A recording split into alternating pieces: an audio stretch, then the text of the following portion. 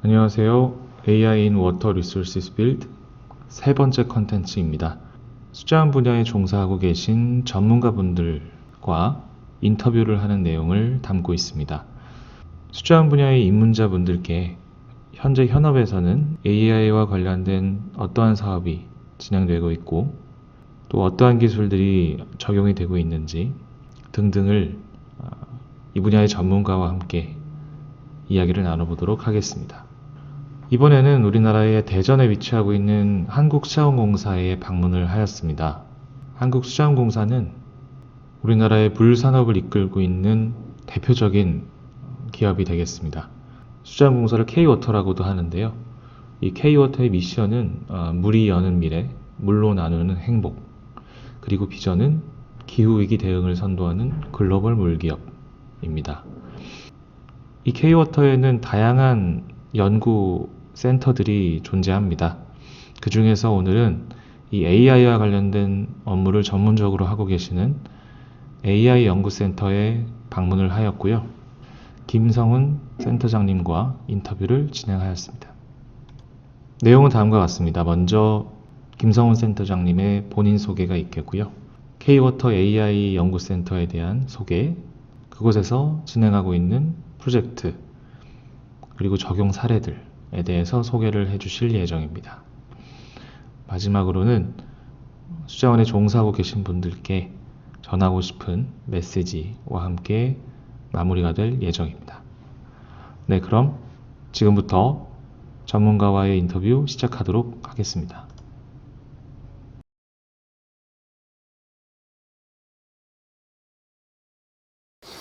소개받은 K-워터 AI 연구센터의 김성훈이라고 합니다. 카이스트에서 토목을 전공을 하고 학사, 석사, 박사를 다 마쳤습니다.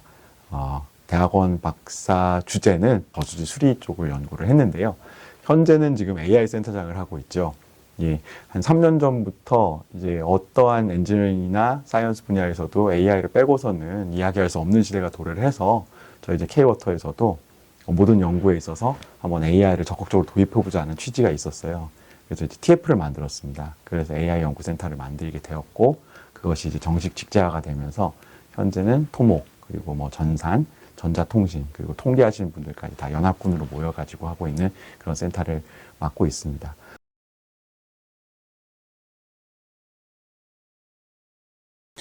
네, 저희 AI 연구센터를 소개해 드리자면 조금 전에도 말씀을 살짝 드리기는 했어요. 저희 K-워터 연구원 소개가 먼저 필요할 것 같은데, 저희는 이제 수자원 공학을 하시는 분들과 수자원 환경 하시는 분들, 그래서 수자원 환경 연구소가 있고, 또 상하수도를 담당하는 상하수도 연구소가 있고, 또 물 SOC 인프라의 안전 구조 집안 쪽을 담당하는 물 인프라 안전 연구소, 그리고 요즘은 이제 물과 에너지를 연계하기 위한 기술들 많이 소개가 되고 있기 때문에, 연구가 되고 있기 때문에 물에너지연구소, 그리고 정책을 담당하는 물정책연구소, 그리고 연구관리처가 있습니다. 저는 연구관리처에서 일을 같이 하고 있고요.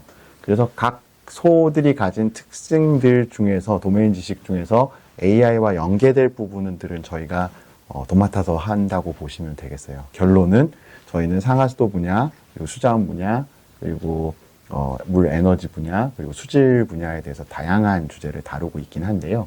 그 중에서도 사실 좀 특징적인 부분을 뽑아보자면, 제일 먼저 저희가 시작을 했을 때 저는 수공학하고 수환경을 전공을 했기 때문에 AI 기반의 홍수 분석 기술을 좀 중점적으로 했고요. 이 부분에서는 사실 상당한 경험치를 가지고 있다고 자부를 하고 있습니다. 또한 저희가 위성연구센터도 보유를 하고 있어요. 연구원 내에. 그래서 그쪽에 협업을 해서 원격 탐사 모니터링 기반의 수자원 예측 또는 이제 수질 예측 부분, 수질 모니터링 부분도 저희가 하고 있고요. 또 이제 전체적인 수계의 물 순환을 검토할 수 있는 그런 기술들을 파악하기 위해서 장단기 물수 예측 부분도 저희가 AI로 한번 해보고 있습니다. 뭐 이런 것들을 종합을 하게 되면 저희가 이제 좀 오늘 주제에 맞게 말씀을 드리자면 이제 미계층 유역에 대해서 AI를 통한 이제 가상 센서링이죠. 버추얼 센서링 쪽에도 좀 저희가 집중을 하고 있고요. 그 외에 이제 말씀드린 대로 이제 정수장까지 이제 이 물들이 순환이 되게 되면서 결국 정수 처리 시설을 통해 가지고 공급까지 가야 되는 관계가 있기 때문에 그 모든 물순환 관계에서의 AI나 빅데이터 활용에 대한 연구는 도맡아서 하고 있다라고 일단 말씀을 드리고 싶습니다.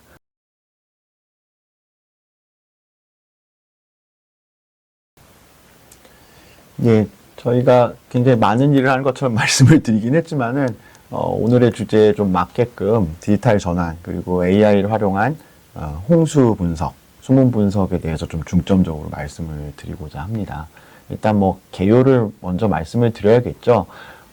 대한민국 환경부에서는 사실은 댐 하천 디지털 트윈 플랫폼이라고 해서 작년부터, 예, 댐과 하천의 디지털 트윈 기반의 물 관리를 시행을 하고자 하였고요. 그러한 이제 로드맵들이 이제 여기 화면을 보시는 것 같이 나와 있어요. 그러니까 댐과 하천 그리고 물 관련 모든 정보를 빅데이터하고 이것을 이제 핵심이 되는 AI 기반으로 시뮬레이션 툴을 전환하겠다. 그런 목표를 세우고 있고요. 또한 또 이거에 필요한 이제 제일 중요한 게 데이터 아니겠습니까? 데이터를 어떻게 확보할 것이냐. 그래서 국가하천하고 지방하천에서 CCTV 중심으로 데이터를 굉장히 확보했어요. 제가 알기로 8,200-300개 정도의 CCTV가 하천에 설치가 되고요. 수문 정보의 보강을 위해서 하천 관측 장비도 보강을 합니다. 이를 통해서 자료가 많아지고 시뮬레이션이 가능해지게 되면 디지털 트윈의 3대 요소가 확보가 되게 되겠는데요. 디지털 트윈의 3대 요소라고 하는 것은 일단은 모니터링 자료가 있겠고요. 그 다음에는 시뮬레이션 자료. 그리고 여기에 빠져있는 게 뭐가 있을까요? 의사결정이 이루어지는 세 가지 요소가 필요한데 일단 의사결정에 필요한 모든 자료와 시뮬레이션을 수행하겠다라는 게 환경부의 계획이 되겠고요. 이것은 사실 이제 산하기관인 K-워터에서 수행하고 있는 이제 댐 중심의 그러니까 댐 운영 관리용 디지털 플랫폼 그리고 이름은 디지털 가람 플러스라고 해서 저희 수자원운영처에서 만들어가지고 실제로 어느 정도 활용을 하고 있는 이제 첫 번째 베스트 프랙티스가 되겠습니다. 그림을 보시면 알겠지만은 하천 내부의 댐 저수 내부의 지형 자료까지도 포함을 시켜가지고 자료를 획득을 할 수 있었고요. 그리고 뭐 교량이라든지 그리고 댐이나 보의 시설물을 3D로 올리게 되겠고요. 거기에 수리 수문 정보를 실시간으로 취득을 해가지고 예전에는 사실 쉽지 않았지만은 현재는 어느 정도 빠르고 실시간적으로 분석할 수 있고 모니터링 할 수 있는 체계를 만들어 놓은 것이죠. 실제로 그럼 이걸 가지고 뭔가 의사결정을 하기 위한 시뮬레이션을 해야 될 것인데요. 거기에 들어가는 장면들이 나와 있습니다. 전통적으로 K-워터는 사실은 이제 40년 정도 홍수 분석 코스핌이라는 걸 쓰고 있는데요. 뭐 이름이 중요한 것은 아니고 사실은 이것은 럼프트 모형입니다. 네. 집중형 모형으로 기반으로 되어 있는 모형인데 이것을 가지고 홍수 의사결정을 계속 고도화를 시켜서 아직까지도 홍수 분석 그리고 댐 운영 의사결정에 쓰고 있어요. 그래서 여기 보시는 건 나중에 한번 다시 소개해 드리겠습니다. 홍수 분석 모형, 그 다음에 예측 결과, 그리고 종합 현황 등을 한눈에 보실 수가 있게 되겠죠. 실제로 이 부분이 운영자들이 쓰던 2차원 그래프를 이제 3D의 디지털 트윈 하에서 실질적인 화면을 보면서 상황을 보면서 판단할 수 있게 되는 것이죠. 네, 이것을 굳이 제가 소개를 시켜드리는 이유는 구글 딥마인드나 구글 리서치라고 하면은 뭐 한국에서는 2016년에 알파고로 잘 알려져 있고요.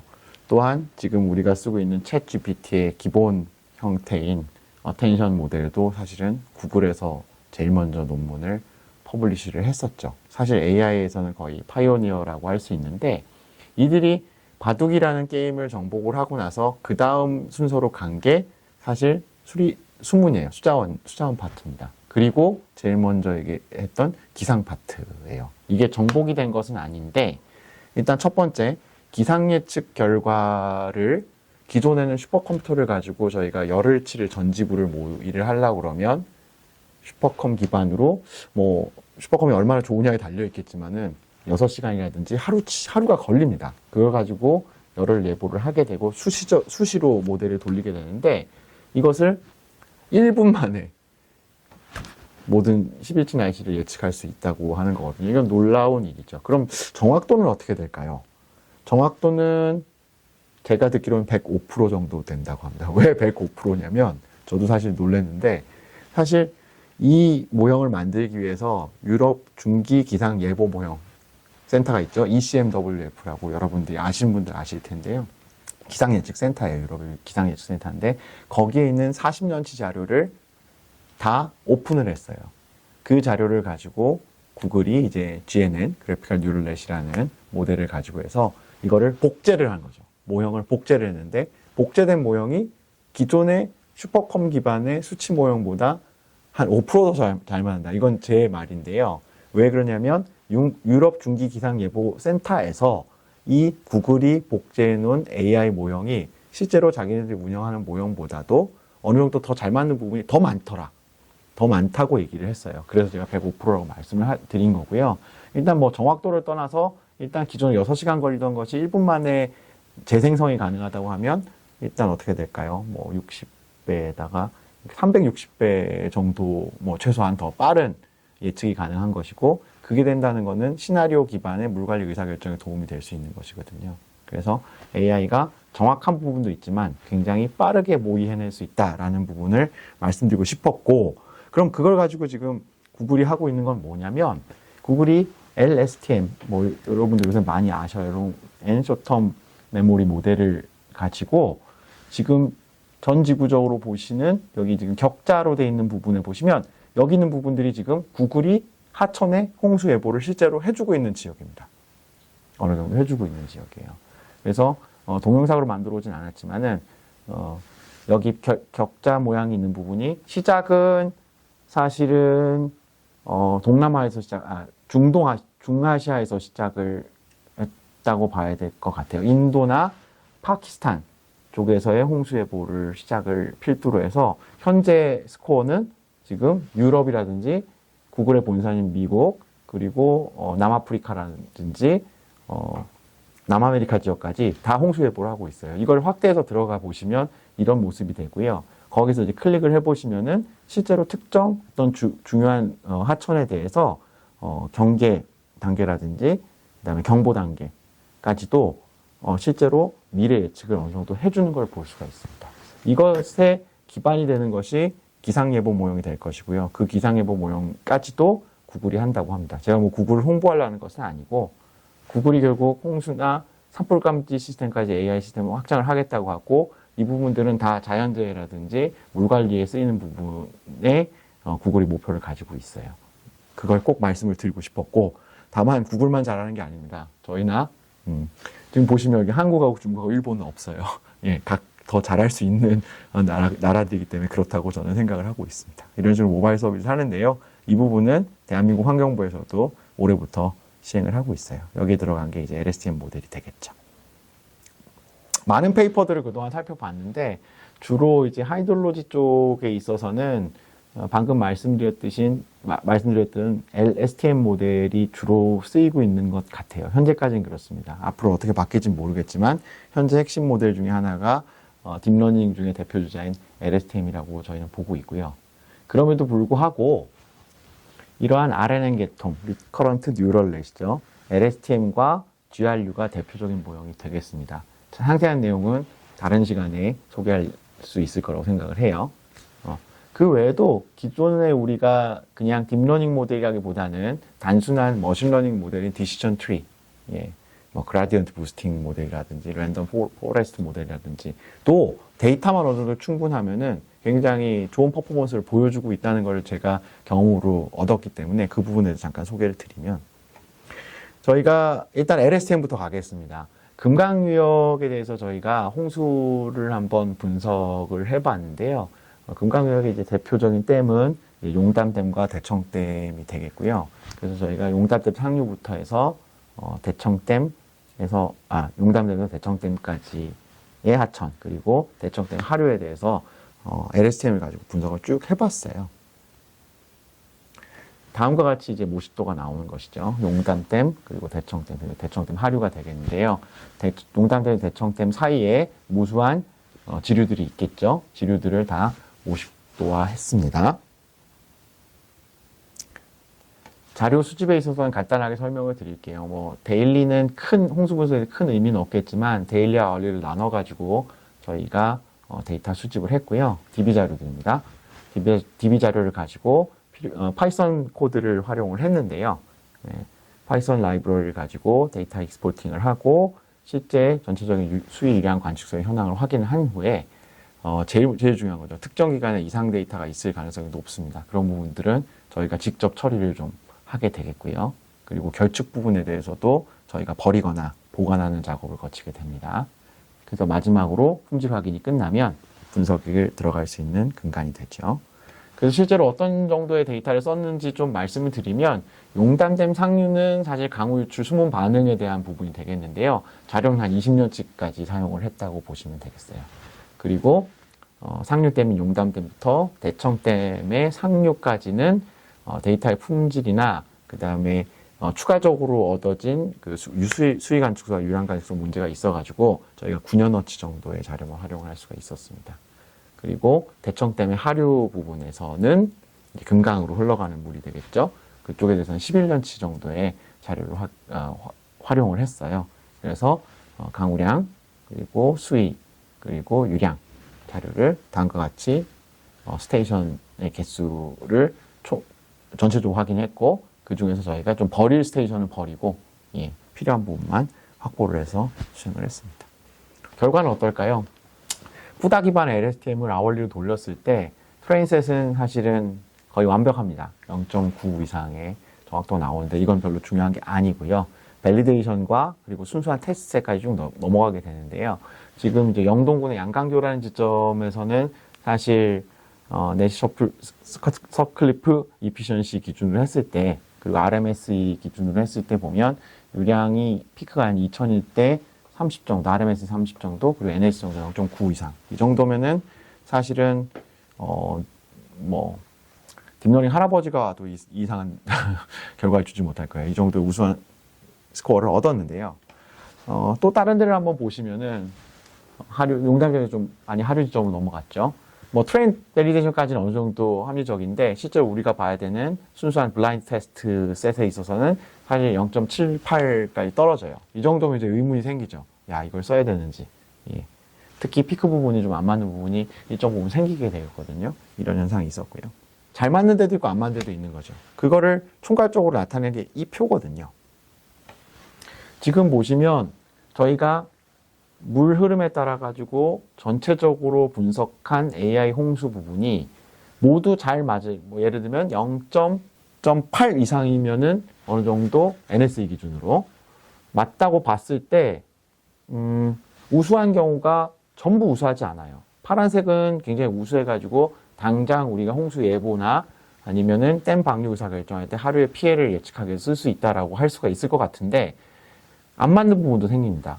왜 안 맞을까라는 부분에 대해서는 다음에 한번 기회가 된다면 자세하게 소개를 시켜드리겠지만 일단은 데이터 퀄리티 문제예요. 데이터가 끊어진다든지 데이터 보관을 하는 데 있어서 방법이 좀 적절치 못하다든지 아니면 수유 관측소에 0점 조정 또는 개대체가 일어났다든지 하는 물리적 현상들이 있을 수가 있고요. 그 부분이 사실 제일 큽니다. 그렇기 때문에 저희가 해야 될 일은 각 지점에 대해서 데이터의 품질을 올리는 것이 일단 기본이 되겠고 그 다음에는 이제 적정한 AI 모형을 반영하는 것이 목표가 될 것 같아요. 이것이 이제 금강의 사례였고요. 이번에는 더 먼저 해봤는데요. 여기는 울산 태화강 사례가 되겠습니다. 그래서 그림은 모식도가 조금 다른 모식도로 되어 있긴 하지만은 여기 지금 대연댐하고 대곡댐하고 사연댐이 있고요. 여기에는 이제 원류식이죠. 여기는 그 다목적 댐이라기보다는 용수정댐이기 때문에 스필레이를 통해 넘어가게 되는데요. 거기서 방류가 되는 부분과 그 다음에 하구에서의 조위까지를 보고 우리가 주요 지점이라고 생각하는 데에 대해서 홍수를 예보를 해봤고요. 여기 쓰였던 모형은 말씀드린 LSTM 모형뿐만 아니라 그라디언트 부스팅 메서드라고 해서 일반적인 머신러닝도 한번 해보았어요. 여기서 중요한 거는 우리가 예측 시간을 1시간, 3시간, 5시간, 9시간으로 점점 늘려가면서 해봤다는 부분하고 그 다음에 과거 자료를 어디까지 테스트셋에 반영할 것이냐 1시간 전 자료냐, 2시간 전 자료냐, 4시간 전 자료냐, 8시간 전 자료냐 이런 것들을 테스트를 해봤습니다. 요즘은 이런 연구를 많이 하시죠. 많이 하셨어요. 그래서 보시면 지금 이거는 조이 영향, 감소하천에서 조이 영향을 받았을 때의 사례인데요. 사실 눈으로만 보면은 꽤 잘 맞는 걸로 나옵니다. 쓸 수 있겠구나라는 생각이 들고요. 그리고 이 경우에 있어서는 LSTM보다 GBM, 그러니까 더 간단한 머신러닝이 더 최적의 알고리즘으로 나왔어요. 예. 이 부분에서도 추가적인 연구가 필요하긴 하겠지만 저희가 생각하기엔 여기 한 10년치 데이터를 썼거든요. 10년치 데이터를 썼고 그리고 데이터의 추세를 반영했습니다. 바로 현재 홍수를 예측하기 위해서 바로 전시간, 전전시간, 전전전시간의 추세를 같이 본 거죠. 어찌 보면 통계로 치면 이제 아리마 모형 같은 그런 방식이 되겠는데요. 굉장히 잘 맞더라. 그렇게 얘기를 했고 저희가 목표를 평균적으로 홍수일을 10cm 이내로 예측을 하면 성공적이겠다라고 했을 때 여기 보시는 녹색은 1시간 정도 예측을 했을 때 1시간의 미래를 예측했을 때는 뭐 거의 99.9% 맞는 것이고요. 3시간을 예보를 했을 때는 저희가 모든 지점에서 오케이. 그리고 다만 6시간 정도를 목표로 해가지고 예측을 했을 때는 사실 일정 부분 잘 맞는 부분도 있었지만 잘 맞지 않는 지점이 나오는 것으로 확인이 되었습니다. 다음 주제가 되겠는데요. 하천 홍수 모형의 결과를 복제를 해서 빠르고 유용한 수준의 AI 모형으로 대체하는 게 저희 홍수 분석의 하나의 방법이었는데 빠르다는 거는 100배 이상이라고 예제로 놨고요. 100배가 아니라 1000배도 될 수 있습니다. 지표에 따라서. 유용한이라는 거는 재현성이 98% 이상이었으면 좋겠다라는 게 저희 목표가 되겠어요. 여기 그림 한번 보실게요. 왼쪽과 오른쪽이 있는데요. 사실 눈으로는 구분을 할 수가 없습니다. 근데 이게 무슨 그림이냐면요. 좌측이 낙동강 하구뚝이에요. 3년 전에 낙동강 하구뚝의 수문을 개방을 했습니다.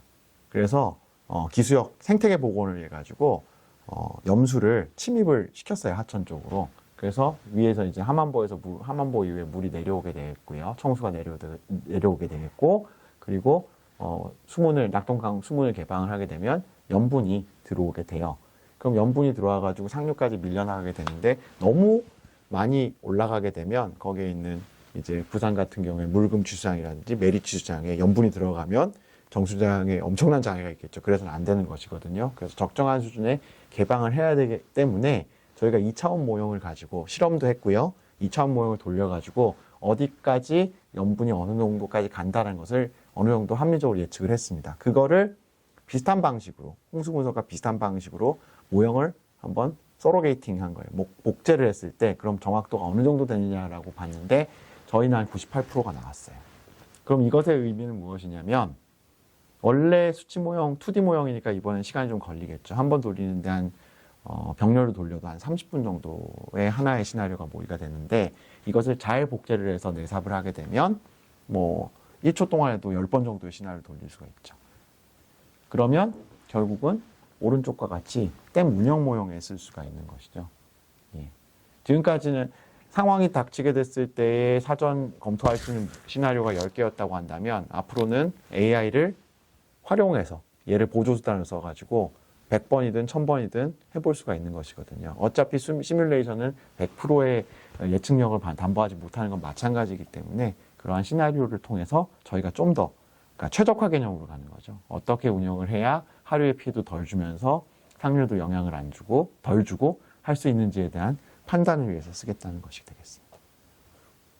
뭐 거기에 들어간 기법들에 대해서는 그냥 간단하게 이것이 구글이 썼던 그래프캐스트, 그러니까 구글이 아까 그 유럽 중기 기상 예보 모형을 학습을 시킬 때 썼던 그래프캐스트라는 GNN 기반 그래피컬 뉴럴넷의 방법론이고요. 이것이 사이언스의 작년 8월에 논문으로 나온 것으로 알고 있습니다. 그리고 저희가 1D 모형, 2D 모형을 학습을 시킬 때는 MLP 믹서 방법이나 1D CNN을 썼어요. 얘보다는 좀 더 과거에 나온 형태긴 하지만은 저희가 2차원을 학습시키는 데는 충분했다라고 말씀을 드릴 수가 있겠네요. 그리고 홍수 쪽에서 데이터를 수집하는 쪽에 있어서 이제 컴퓨터 비전을 또 빼놓을 수가 없을 것 같아요. 예. 아까 CCTV를 8,300개를 환경부에서 추가로 확인을 했지만 제 개인적인 생각에는 아직도 저희는 데이터에 목마르다라고 할 수가 있어요. 그렇다면 저희가 여기 이제 목자판이 되겠습니다. 그러니까 하천에 세워놓는 수위표예요.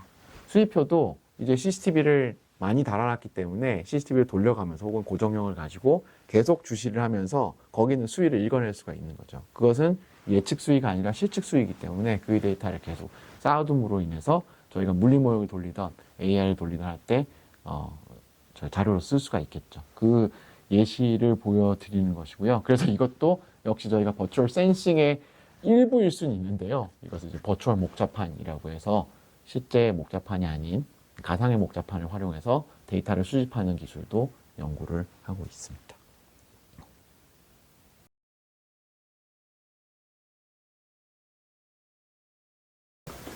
최근 많은 학생들이 AI 기술에 많은 관심을 보이고 있습니다.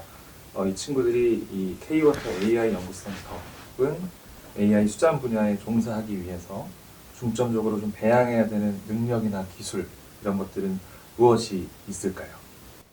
네, 좋고 중요한 질문이 되겠는데요. 제가 뭐 오늘 전체적인 기조가 데이터를 어떻게 확보하냐라고 말씀을 드렸지만 결국 이제 우리가 해야 될 일은 수공학자로서 해야 될 일은 데이터를 어떻게 만져나가느냐 그리고 이걸 어떻게 해석을 해서 의사결정에 쓸 수 있느냐라는 부분이 되기 때문에 그러한 능력을 배양을 하는 것이 이제 기본적으로는 큰 골자가 되겠는데요. 지금 이제 사실 우리가 유튜브를 보면서도 또 학교에서도 많은 AI 스킬을 가르쳐 주고 있습니다. 그래서 AI에 대한 분석 도구, 뭐 파이썬을 쓴다, 파이토치를 쓴다, 뭐 케라스를 쓴다는 걸 많이 배우고 있는데요. 사실 그 부분은 이제 거의 기본 소양이 돼가는 것 같아요. 그런 부분들은 꼭 갖춰야 될 역량이라고 할 수 있고요. 또 어차피 우리가 수공을 하면서 통계를 꼭 배우기 마련인데요. 수문 통계도 배우게 되고 기초 통계도 배우게 되는데 이 부분이 사실은 AI 기술의 근간이 되는 기술이거든요. AI는 그런 통계적 기반에서 좀 더 고도화된 개념이라고도 볼 수 있기 때문에 그 부분에 대한 기초를 좀 더 다져가는 것이 필요할 것 같다고 생각을 합니다. 이를 통해서 데이터가 뭐가 잘못됐는지 그리고 데이터와 데이터 간의 관계가 어떻게 되는지 그리고 이 데이터를 가지고 예측이나 분석했을 때 어떻게 적용하면 좋을지 에 대해서 판단을 하는 근거가 될 거라고 생각을 해요. 뭐 좀 더 기술적으로 해보자면 저희가 오늘 이런저런 얘기를 좀 짧은 시간을 많이 드리기는 했는데 일단은 시계열 데이터를 어떻게 다루느냐가 아마 강우 수문 반응이라든지 그리고 그 다음에 하도의 추적 쪽에서 되게 중요한 요소가 될 것이고요. 또한 이제 비전 관련된 기술들은 요즘 극도로 발달을 하고 있어요. 사실은 자고 일어나면 바뀌는 수준이긴 합니다. 그렇지만 기본적인 스킬은 컨볼루션 뉴럴 네트워크에서 나오는 부분이기 때문에 그 부분에 대한 기초를 좀 확실히 해두시면은 그것을 통해 가지고 파생되는 어떤 컴퓨터 비전에 관련된 기술들도 많이 갖추실 수 있으실 것 같아요. 그리고 현재로서는 잘 모르겠지만 앞으로 각광받을 부분 그리고 중요한 부분은 사실 알파고에서 다 봤던 거예요. 강화학습 기술이 되거든요. 과학습 기술은 사실은 AI판 최적화라고 할 수가 있습니다. 그 부분들에 대한 것들이 기본 연구는 많이 되어 있고 산업계통이라든지 어떤 물건에 하는 제조 영역에서는 많이 쓰이고 있는 것 같아요. 근데 이제 수자원 전체적인 물 순환을 보는 부분에 있어서는 사실 불확실성이 여전히 높기 때문에 그것을 어떻게 목적 함수를 딱 두고 정확하게 강화학습을 가는지에 대한 연구가 지금 막 각광받기 시작하는 추세이기 때문에 여러분들이 그런 부분에 대해서 많은 관심을 가지고 스터디를 하시면 되게 좋을 것 같습니다. 그리고 조금 더 뭐 저희가 만든 것들을 이제 내보일 수 있는 그런 기술 역량도 요즘은 굉장히 중요하거든요. 그런 이제 디플로이라고 합니다. AI 모델을 내가 전개를 해가지고 남한테 보여주고 해석한 결과를 남한테 좀 더 쉽게 알려줄 수 있는 그런 역량도 갖춰주신다고 그러면 더할 나위 없을 거라고 생각합니다.